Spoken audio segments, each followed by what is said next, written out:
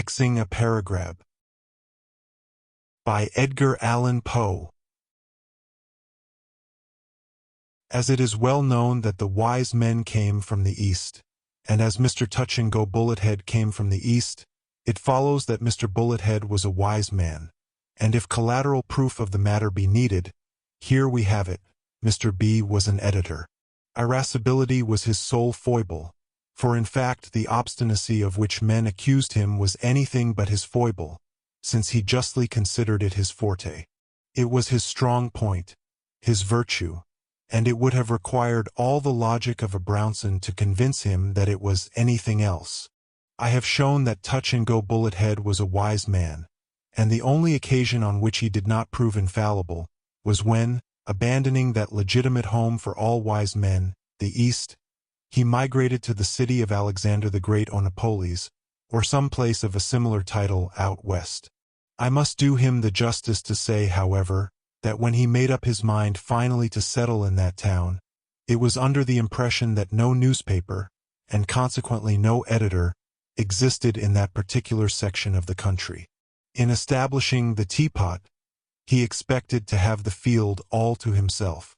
I feel confident he never would have dreamed of taking up his residence in Alexander-the-Great-o-nopolis, had he been aware that, in Alexander-the-Great-o-nopolis, there lived a gentleman named John Smith, if I rightly remember, who for many years had there quietly grown fat in editing and publishing the Alexander-the-Great-o-nopolis Gazette. It was solely, therefore, on account of having been misinformed, that Mr. Bullethead found himself in Alex. Suppose we call it Nopolis, for short. But, as he did find himself there, he determined to keep up his character for obst, for firmness, and remain. So remain he did, and he did more. He unpacked his press, type, etc., etc., rented an office exactly opposite to that of the Gazette, and, on the third morning after his arrival, issued the first number of the Alexan, that is to say, of the Nopolis Teapot. As nearly as I can recollect, this was the name of the new paper. The leading article, I must admit, was brilliant, not to say severe. It was especially bitter about things in general, and as for the editor of the Gazette, he was torn all to pieces in particular. Some of Bullethead's remarks were really so fiery that I have always, since that time, been forced to look upon John Smith, who is still alive, in the light of a salamander. I cannot pretend to give all the Teapot's paragraphs verbatim, but one of them runs thus: "Oh, yes. Oh, we perceive. Oh, no doubt. The editor over the way is a genius. Oh, my. Oh, goodness gracious. What is this world coming to? Oh, tempora. Oh, Moses." A philippic at once so caustic and so classical, alighted like a bombshell among the hitherto peaceful citizens of Nopolis. Groups of excited individuals gathered at the corners of the streets. Every one awaited, with heartfelt anxiety, the reply of the dignified Smith. Next morning it appeared as follows. We quote from the Teapot of yesterday the subjoined paragraph. "Oh, yes. Oh, we perceive. Oh, no doubt. Oh, my. Oh, goodness. Oh, tempora. Oh, Moses. Why, the fellow is all oh." That accounts for his reasoning in a circle, and explains why there is neither beginning nor end to him, nor to anything he says. We really do not believe the vagabond can write a word that hasn't an O in it. Wonder if this OING is a habit of his? By the by, he came away from down east in a great hurry. Wonder if he owes as much there as he does here? Oh, it is pitiful. The indignation of Mr. Bullethead at these scandalous insinuations I shall not attempt to describe. On the eel-skinning principle, however, he did not seem to be so much incensed at the attack upon his integrity as one might have imagined. It was the sneer at his style that drove him to desperation. What? He Touch-and-Go Bullethead, not able to write a word without an O in it. He would soon let the jackanapes see that he was mistaken. Yes, he would let him see how much he was mistaken. The puppy, he, Touch-and-Go Bullethead of Frogpondium, would let Mr. John Smith perceive that he, Bullethead, could indite, if it so pleased him, a whole paragraph, a whole article, in which that contemptible vowel should not once, not even once, make its appearance. But no, that would be yielding a point to the said John Smith. He, Bullethead, would make no alteration in his style, to suit the caprices of any Mr. Smith in Christendom. Perish so vile a thought! The O forever, he would persist in the O. He would be as OWY could be. Burning with the chivalry of this determination, the great Touch and Go, in the next teapot, came out merely with this simple but resolute paragraph, in reference to this unhappy affair. The editor of the Teapot has the honor of advising the editor of the Gazette that he, the Teapot, will take an opportunity in tomorrow morning's paper of convincing him, the Gazette, that he, the Teapot, both can and will be his own master as regards style. He, the Teapot, intending to show him, the Gazette, the supreme, and indeed the withering contempt with which the criticism of him, the Gazette, inspires the independent bosom of him, the Teapot, by composing for the especial gratification of him, the Gazette, a leading article of some extent, in which the beautiful vowel, the emblem of eternity, yet so offensive to the hyper-exquisite delicacy of him, the Gazette, shall most certainly not be avoided by his, the Gazette's, most obedient, humble servant, the Teapot. So much for Buckingham. In fulfillment of the awful threat thus darkly intimated rather than decidedly enunciated, the great Bullethead, turning a deaf ear to all entreaties for copy, and simply requesting his foreman to go to the D.L., when he, the foreman, assured him, the Teapot, that it was high time to go to press. Turning a deaf ear to everything, I say, the great Bullethead sat up until daybreak, consuming the midnight oil, and absorbed in the composition of the really unparalleled paragraph, which follows. So ho, John. How now? Told you so, you know. Don't crow. Another time. Before you're out of the woods. Does your mother know you're out? Oh, no, no. So go home at once, now, John, to your odious old woods of Concord. Go home to your woods, old owl, go. You won't. Oh, Poe, John, don't do so. You've got to go, you know. So go at once and don't go slow, for nobody owns you here, you know. Oh, John, if you don't go you're no homo, no. You're only a fowl, an owl, a cow, a sow, a doll, a pole, a poor, old, good-for-nothing to nobody, log, dog, hog, or frog, come out of a Concord bog. Cool now, cool. Do be cool, you fool. None of your crowing, old cock. Don't frown so. Don't hollow, nor howl, nor growl, nor bow-wow-wow. Good Lord, John, how you do look. Told you so, you know. But stop rolling your goose of an old pole about so, and go and drown your sorrows in a bowl. Exhausted, very naturally, by so stupendous an effort, the great Touch and Go could attend to nothing farther that night. Firmly, composedly, yet with an air of conscious power, he handed his MS to the devil in waiting, and then, walking leisurely home, retired with ineffable dignity to bed.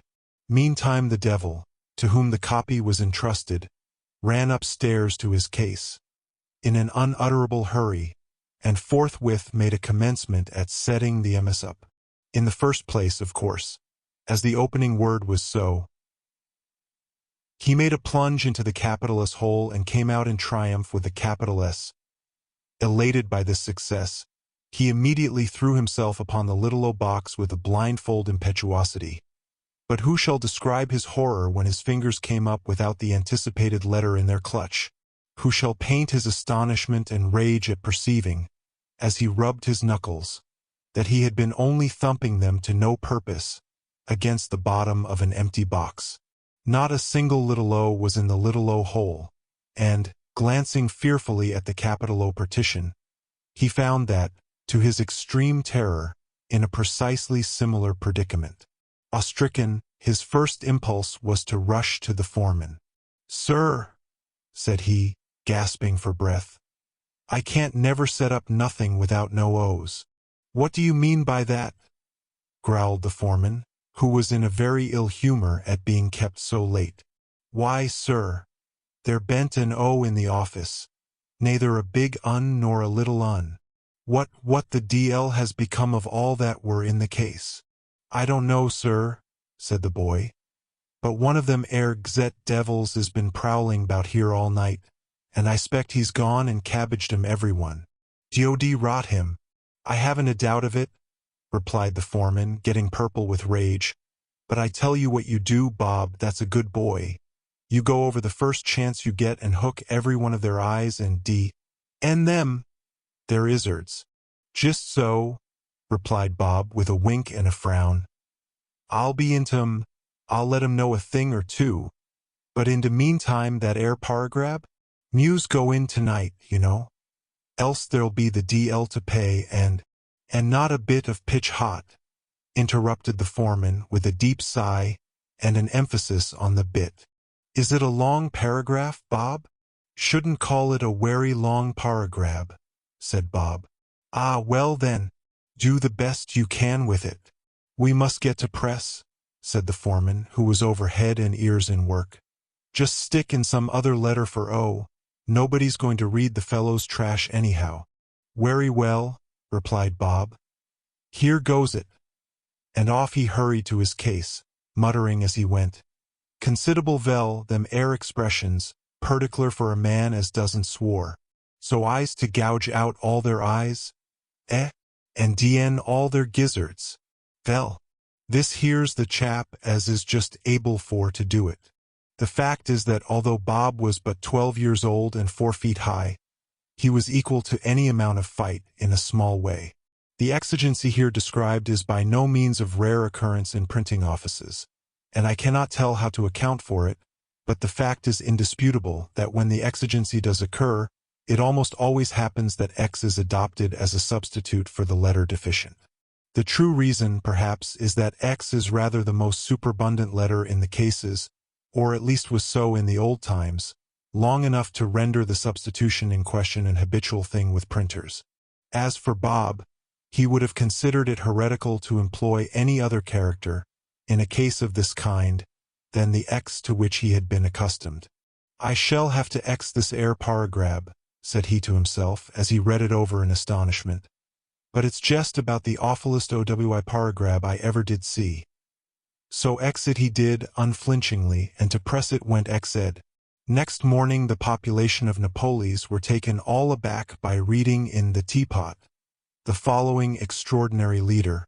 SXHX, JXA, HXW, NXW, TXLD, YXU, SX, YXU, KNXW, DXcent, CRXW, Angster time, Befxer, YXU, Resut, XF, the WXXDS, Dexes, Ixer, Mexter, KNXW, YXU, Resut, XH, NX, NX, SXGX, HXME at ENS, NXW, JXHN, TX Ixers Dixis XLD WXXDS XF CX NCXRD, GX HXME TX Ixer WXXDS, XLD XWL, GX, YXU WXcent, XH, PXH, PXH, JXHN, DXcent DXSX, YXUVE GXT TXGX, YXU KNXW,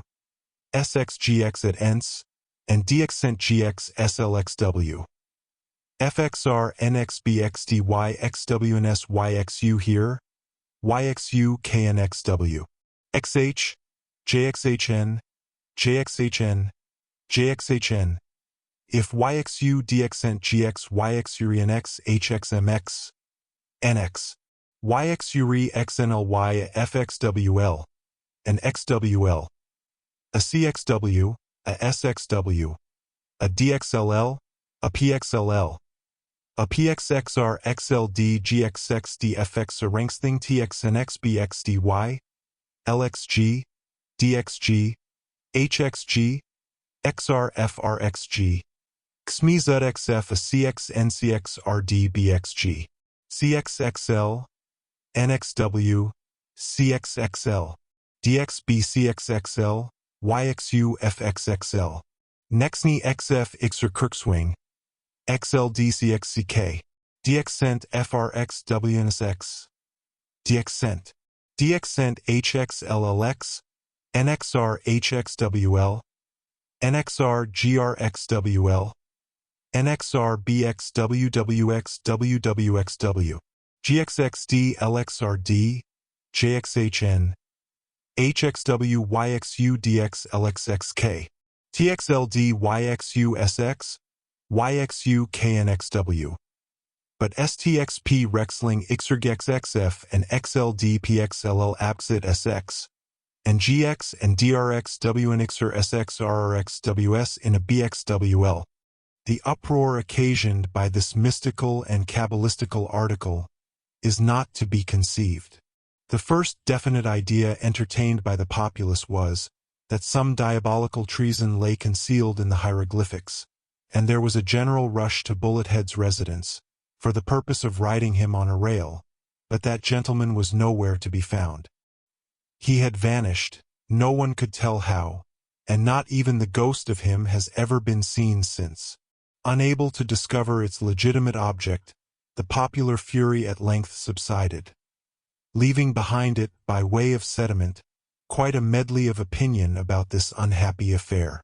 One gentleman thought the whole an excellent joke.